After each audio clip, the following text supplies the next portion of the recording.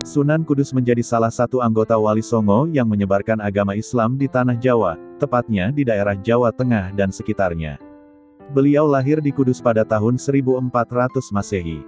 Sunan Gunung Jati hidup di era kerajaan Hindu Jawa sedang runtuh dan agama Islam baru mulai menyebar di daerah Jawa. Sunan Kudus adalah anak dari Habib Utsman Haji atau yang lebih dikenal dengan nama Sunan Ngudung. Ayahnya ini merupakan seorang menantu dari Sunan Ampel. Sedangkan ibunya bernama Syarifah Ruhul atau Dewi Ruhil yang merupakan adik dari Sunan Bonang. Menurut silsilah dari keluarga Sunan Kudus, beliau merupakan keturunan ke-10 lewat jalur Hussein, yaitu putra dari pernikahan putri Nabi Muhammad yakni Siti Fatimah dengan Sayyidina Ali. Sunan Kudus memiliki nama asli Jafar Shadiq. Beliau mendapatkan gelar Raden karena ayahnya merupakan senopati atau panglima pada masa pemerintahan Kesultanan Demak. Beliau juga mendapat julukan sebagai Raden Amir Haji. Hal ini dikarenakan sewaktu naik haji, Sunan Kudus selalu mendapat peran sebagai pemimpin rombongan atau amir. Perjalanan naik hajinya ini sangat sering sehingga nama Raden Amir Haji sangat dikenal oleh masyarakat. Sebutan nama Sunan Kudus disematkan karena beliau memilih daerah Kudus sebagai tempat berdakwahnya. Sunan Kudus menetap dan berdakwah di daerah ini selama bertahun-tahun lamanya sehingga masyarakat setempat kemudian memanggilnya dengan sebutan Sunan Kudus.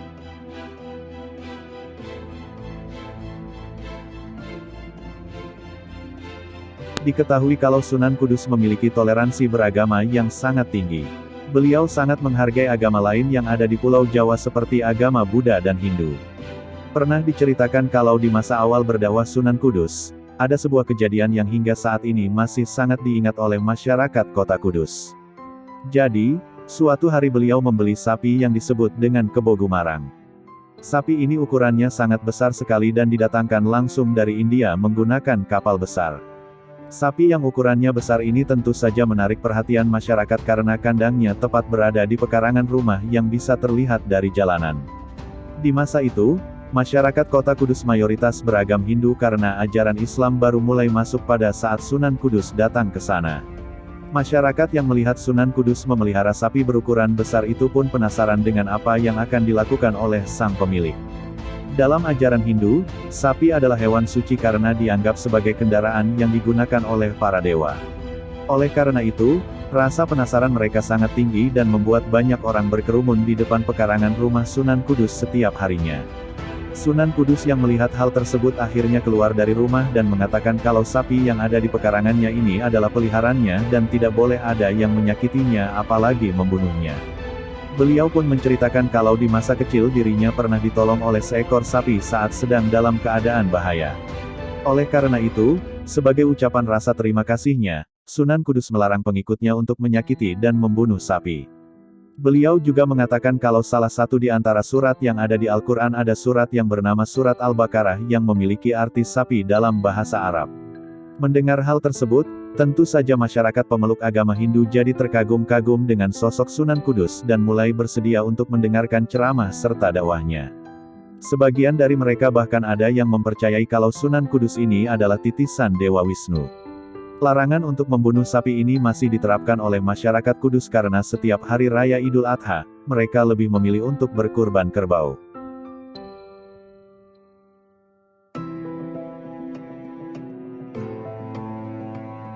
Pendekatan dakwah Sunan Kudus juga mengambil jalur arsitektur.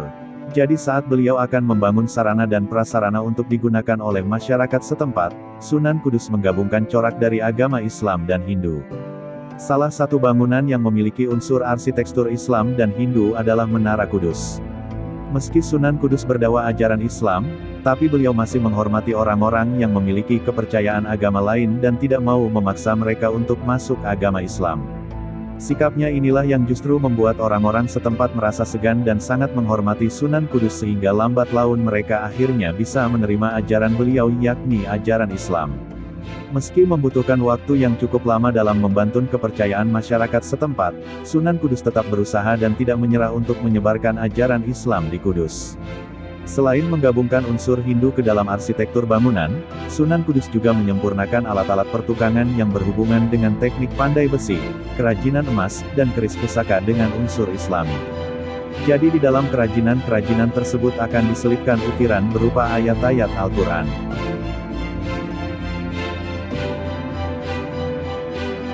Selain berdakwah dengan cara toleransi beragam, Sunan Kudus juga berdakwah melalui jalur politik. Setelah ayahnya wafat, beliau kemudian menggantikan posisi ayahnya untuk memperluas wilayah kekuasaan Kesultanan Demak. Mendapat posisi sebagai senopati membuat Sunan Kudus memanfaatkannya untuk menyebarkan ajaran Islam dan berdakwah di setiap kesempatan. Saat menjabat sebagai senopati, Sunan Kudus juga sempat diangkat sebagai imam besar Masjid Agung Demak serta menjadi hakim di Kesultanan Demak. Hal ini dikarenakan Sunan Kudus dinilai sebagai orang yang adil dalam memutuskan suatu perkara dalam masyarakat dan tidak memihak suatu golongan tertentu. Inilah kisah dari Sunan Kudus yang mengajarkan kepada kita kalau toleransi antar umat beragama itu sangat penting untuk menjaga kedamaian suatu bangsa.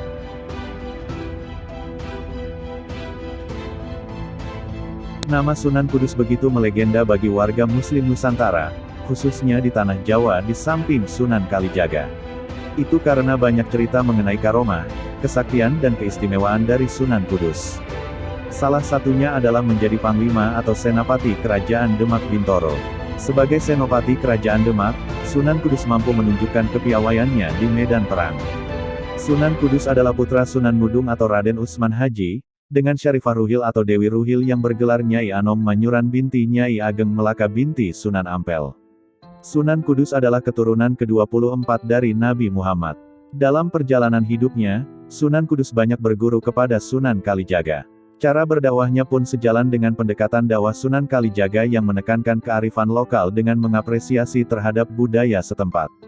Sunan Ngudung adalah putra Sultan di Palestina yang bernama Sayyid Fadal Ali Murtaza, Raja Pandita, Raden Santri, yang berhijrah fisabilillah hingga ke Jawa dan sampailah di Kesultanan Islam Demak dan diangkat menjadi Panglima Perang. Namun ayah Sunan Kudus gugur saat memimpin pertempuran dengan Kerajaan Majapahit. Lalu oleh Sultan Trenggana, Sunan Kudus diperintahkan untuk menyerang Majapahit. Lalu berkat kepiawaiannya Sunan Kudus berhasil memimpin pasukan Kesultanan Demak mengalahkan Kerajaan Majapahit. Setelah itu Sunan Kudus juga diminta mendatangi kerajaan kecil yang dipimpin Raja Pengging, di kaki Gunung Merapi. Misi Sunan Kudus saat itu adalah meminta Raja Pengging mengakui kekuasaan Demak dan meninggalkan ajaran Syekh Siti Jenar. Sunan Kudus pun berhasil menaklukkan Pengging.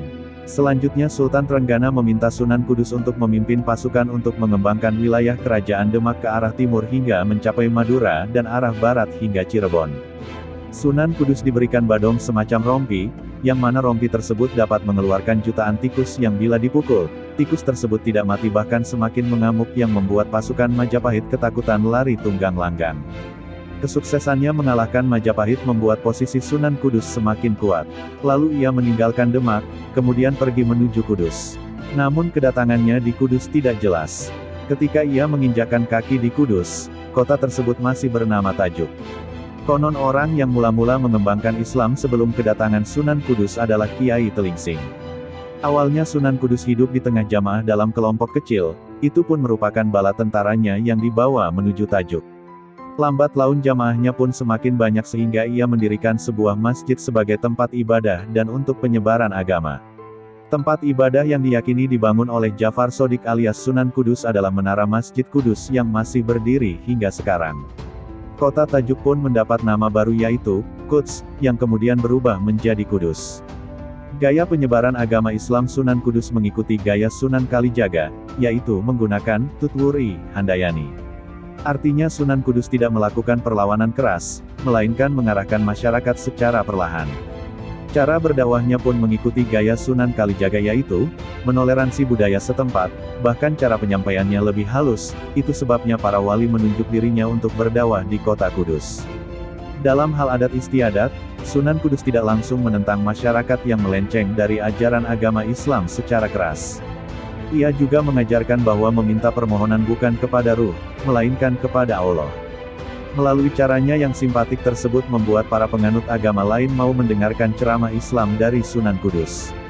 Adapun asal-usul Kudus ketika Sunan Kudus pergi haji dan menuntut ilmu di sana, konon masyarakat Arab terjangkit wabah penyakit yang membahayakan, dan Sunan Kudus berhasil meredakan wabah tersebut sehingga pejabat setempat ingin memberi hadiah kepadanya.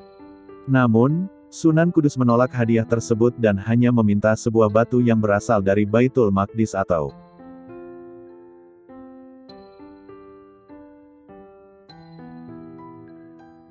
untuk memperingati kota Ja'far Shadiq hidup dan tinggal. Kemudian ia memberinya nama Kudus. Bahkan, menara yang terdapat di depan masjid pun dinamai sebagai Menara Kudus. Adapun kebiasaan menarik Sunan Kudus dalam berdakwah adalah selalu mengadakan acara beduk dandangan. Acara ini merupakan kegiatan menunggu bulan Ramadan. Ia menabuh beduk bertalu-talu untuk mengundang jemaah menuju masjid. Semoga Allah Subhanahu wa Ta'ala selalu senantiasa memberikan kita tetap ya iman, padangnya hati, diberikan barokah, manfaat dan selamat dunia akhirat bagi kita semuanya. Amin.